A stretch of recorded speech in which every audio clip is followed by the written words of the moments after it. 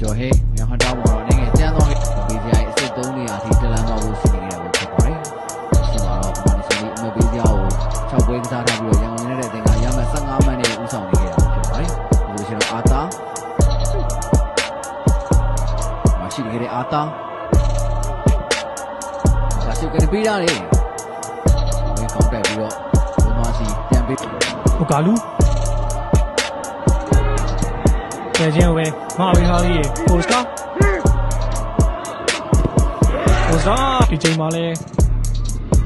ဘိုးဘောက်ကိုတီးနေတာကောက်သွားနိုင်ကြရဖြစ်ပါတယ်ပိုစတာပဲကျေချင်းလေးပဲနောက်တစ်ချက်ထက်နေမေးတယ်အားသာပဲချင်းဟန်နာနိုင်ကြရဖြစ်ပါတယ်နောက်ဆုံးရှေ့ဘက်ကနေထားတယ်